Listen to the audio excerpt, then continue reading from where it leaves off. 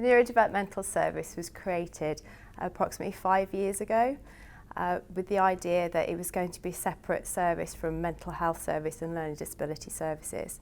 This was to acknowledge that children or young people with autism and ADHD didn't necessarily have a learning disability or a mental health concern, in order as well to provide bespoke intervention and assessment for these children and young people.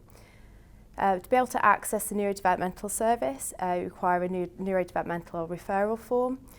This is available on our internet and in our intranet site as well. This requires school and home to complete the questionnaire in order to ensure that an autism assessment or an ADHD assessment is the correct assessment route and pathway for that child or young person. Once we have that referral, there is plenty of pre-assessment support available within the service. We have an online web page where we have some of our education sessions. We have online resources available. We also have face-to-face education sessions for parents to be able to book into. We also have telephone clinics which parents and teachers can call into and book into should they need to. In terms of the assessment process, the assessment typically lasts over a couple of sessions, 2 to 3 sessions, and it will be with the parent, the carer and the child or young person at the same time.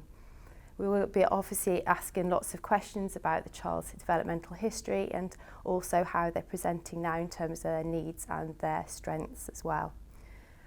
If the child does then have a diagnosis, there are post-diagnostic interventions as well available within the service.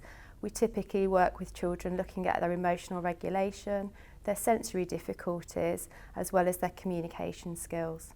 So it may be a joint appointment with our fellow colleagues in specialist mental health.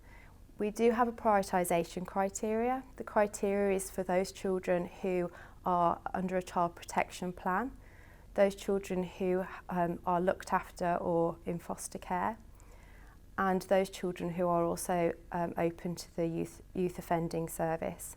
Should a child have difficulties with their mental health, then they would be seen by the specialist mental health service rather than the neurodevelopmental team. So our interventions typically consist of parent education sessions, which provide the parents and the carers with useful strategies to enable them to manage and work with the child in the home.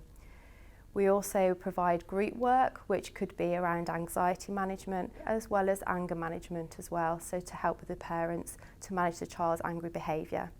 We also provide some group work for the children, which would be around managing their own anxiety.